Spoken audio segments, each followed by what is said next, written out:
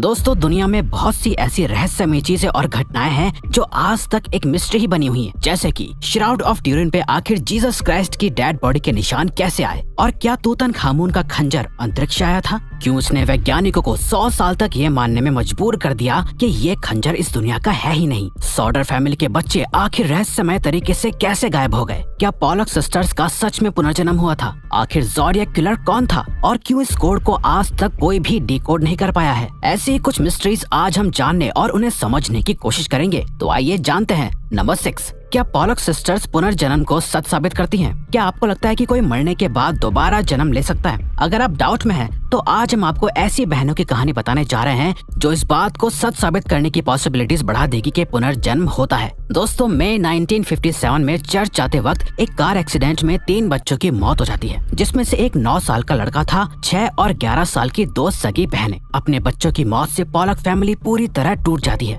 लेकिन इस घटना के 3 साल बाद पॉलक फैमिली में ही 2 जुड़वा लड़कियों का जन्म हुआ। पॉलक फैमिली अपने बच्चों को एक्सीडेंट में खोने के बाद इन लड़कियों के जन्म से बहुत खुश थी। लेकिन जब ये लड़कियां 4 साल की हुई तो वो अपनी 4-5 साल पुरानी बातें याद करने लगी, जो पॉलक फैमिली की उन 2 मरी हुई बेटियों को पता थी। वो उस स्कूल की बातें कर रही थी जहाँ वो कभी गई ही नहीं, लेकिन जिसमें उनकी मरी हुई बेटियां जाया करती थी। इसके अलावा उन दोनों जुड़वा बहनों को कार और रोड से बहुत डर लगता था। जब पॉलक फैमिली ने इन लड़कियों को अपनी मरी हुई बेटियों के खिलौने दिए तो वो जुड़वा बहनें इन खिलौनों से ठीक वैसे ही खेल रही थी जैसे उनकी मरी हुई बेटियां खेला करती थी। और ये शक यकीन में तब बदला जब उनकी एक बेटी ने अपनी दूसरी बहन के गोद में सिर रखा हुआ था और दूसरी बहन बोल रही थी कि देखो, तुम्हारी आंख से खून आ रहा है और यही तुम्हारा कार से एक्सीडेंट हुआ है। इसके बाद पॉलक फैमिली को भरोसा हो गया था कि ये उनकी मरी हुई बेटियां ही हैं जिनका पुनर्जन्म हुआ है। पुनर्जन्म की ये घटना वाकई किसी मिस्ट्री से कम नहीं है, क्योंकि इन लड़कियों का जन्म उसी घर और उन्हीं माता पिता से हुआ था।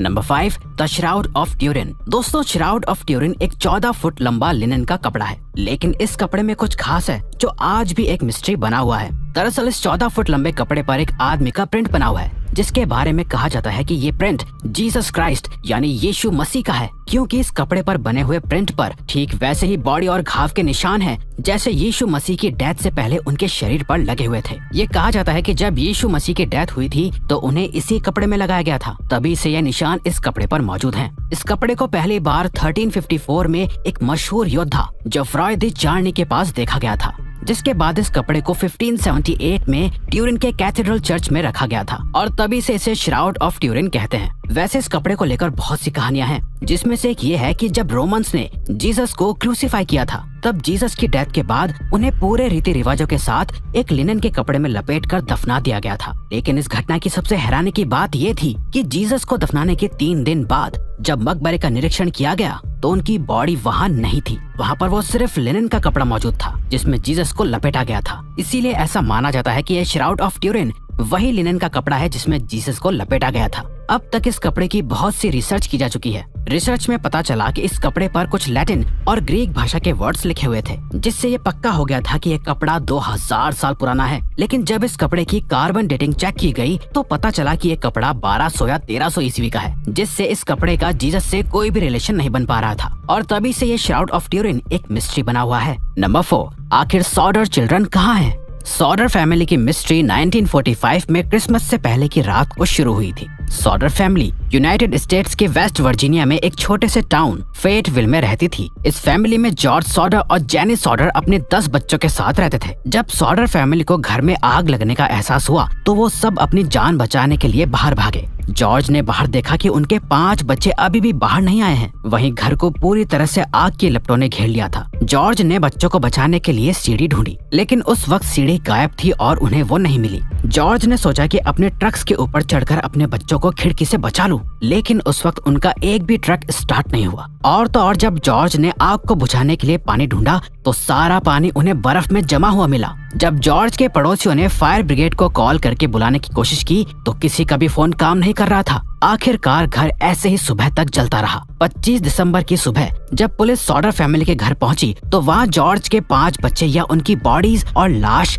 नहीं थी। पुलिस ने अपनी इन्वेस्टिगेशन में पाया कि उस एरिया की सभी टेलीफोन लाइंस कटी हुई थी। जेनी यानी बच्चों की मां से पूछताछ करने पर पता चला कि रात को आग लगने से ठीक 1 घंटे पहले किसी ने उनके घर पर फोन किया था, लेकिन जेनी ने उस वक्त उन सब चीजों पर ध्यान नहीं दिया था।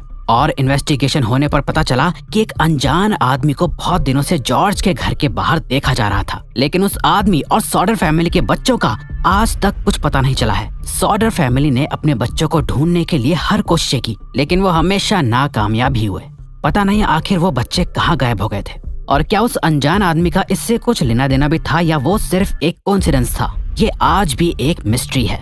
नंबर 3, तूतनखामुन का खंजर। फेरोन्स एंशिएंट इजिप्ट के राजाओं को कहा जाता था और तूतनखामुन फेरोन्स डायनेस्टी का आखिरी राजा था, जिसे किंग तूत के नाम से भी जाना जाता है। तूतनखामुन की मम्मी पहली बार 1922 में इजिप्ट से डिस्कवर हुई थी। तूतनखामुन की मम्मी असल में 3 ताबूतों के अंदर दफन थी, और जब तूतनखामुन की मम्मी को खोला गया था तब उसकी मम्मी ने गले में एक ताबीज पहना हुआ था और उनकी पूरी मम्मी सोने से बने हुए गहनों से ढकी हुई थी। साथ ही उसकी मम्मी के साथ 2 खंजर भी मिले थे, जिसे पहली बार देखने में लगा कि इनमें से एक खंजर लोहे का था और दूसरा खंजर सोने का था। लेकिन कहानी बिल्कुल अलग थी, क्योंकि पिछली हुई कुछ रिसर्चेस और खंजरों की इमेजेस से पता चला कि ये खंजर असल में लोहे का नहीं, बल्कि इसमें किसी मीटियोराइट के मटेरियल का इस्तेमाल किया गया होगा। एक स्टडी के मुताबिक जिस तरह का निकल इन खंजरों को बनाने में इस्तेमाल किया गया है, वो निकल अर्थ पर ओरिजिनेट यानी उत्पन्न ही नहीं होता है। ऐसा माना जाता है कि ये खंजर तूतनखामुन को दूसरी दुनिया के लोगों ने तोहफे में दिया होगा। यही वजह है कि आज तक ये पता लगाना नामुमकिन ही है कि आखिर तूतनखामुन का खंजर किसने बनाया होगा और इस खंजर को बनाने के लिए मटेरियल उन्हें कहां से मिला होगा।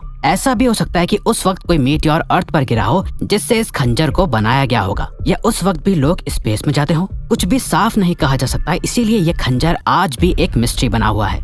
Number 2, the zodiac killer. Zodiac killer की मिस्ट्री असल में 20 दिसंबर 1968 में शुरू हुई थी। 20 दिसंबर 1968 से लेकर 11 अक्टूबर 1969 तक सैन फ्रांसिस्को एरिया में लगभग 5 लोगों का मर्डर हुआ था। दिलचस्प बात यह है कि इन सभी मर्डर्स को एक तरह से किया था। सबसे पहला मर्डर 2 टीनेजर्स का हुआ था, जिन्हें उनकी कार के अंदर गोली मार दी गई थी। दूसरा मर्डर 4 जुलाई 1969 को डार्लिन फेरिन और माइक मचैउ का हुआ था, लेकिन माइक इस अटैक से बच गए थे। जिसके बाद एक आदमी ने पुलिस को कॉल करके दोनों मर्डर्स की रिस्पॉन्सिबिलिटी ली, जिसके बाद 1 अगस्त को किलर ने अलग अलग न्यूज़पेपर्स को लेटर भेजकर मर्डर्स की रिस्पॉन्सिबिलिटी ली और इस खबर को पेपर में छापने की डिमांड की। और इस लेटर में ही किलर ने अपना नाम ज़ोडिएक बताया था, लेकिन पुलिस की इन्वेस्टिगेशन में पता चला कि ये लेटर एक झूठ था। जिसके बाद 27 सितंबर को एक और मर्डर हुआ और इसके बाद 11 अक्टूबर को एक कैब ड्राइवर का मर्डर हुआ, जिसको 3 बच्चों ने अपनी आंखों से देख लिया था, लेकिन उस वक्त किलर का चेहरा ढका हुआ था और केस आज भी एक मिस्ट्री है। Number 1, shepherd's monument. इंग्लैंड में एक स्मारक है जिसे शेफर्ड्स मॉन्यूमेंट कहते हैं। इसे 1763 के आसपास बनाया गया था। इस मॉन्यूमेंट पर निकोलस पुसान की पेंटिंग बनी हुई है, जिसे द आर्केडियन शेफर्ड्स कहते हैं। इस मॉन्यूमेंट के नीचे 10 अक्षर का एक कोड लिखा हुआ है, जिसे आज तक कोई भी डिकोड नहीं कर पाया है। इवन मशहूर बायोलॉजिस्ट चार्ल्स डार्विन ने भी इस कोड को डिकोड करने की कोशिश की थी, लेकिन वो भी इसे डिकोड नहीं कर पाए। बहुत से थ्योरिस्ट का मानना है कि अगर इस कोड को समझ लिया गया तो ये हमें द होली ग्रेल तक ले जा सकता है। खैर 2 सेंचुरीज बीतने के बाद भी इस कोड को कोई डिकोड नहीं कर पाया है। इसे दुनिया का सबसे मुश्किल कोड और मिस्ट्री माना जाता है। तो दोस्तों, ये थी कुछ अनसॉल्व मिस्ट्रीज। अब अगर आपको ये वीडियो अच्छी लगी और आप आगे भी ऐसे ही अमेजिंग वीडियोस देखना चाहते हैं तो प्लीज हमारे चैनल को सब्सक्राइब और ऑल नोटिफिकेशन बेल को ऑन कर दो, ताकि हमारी फ्यूचर वीडियो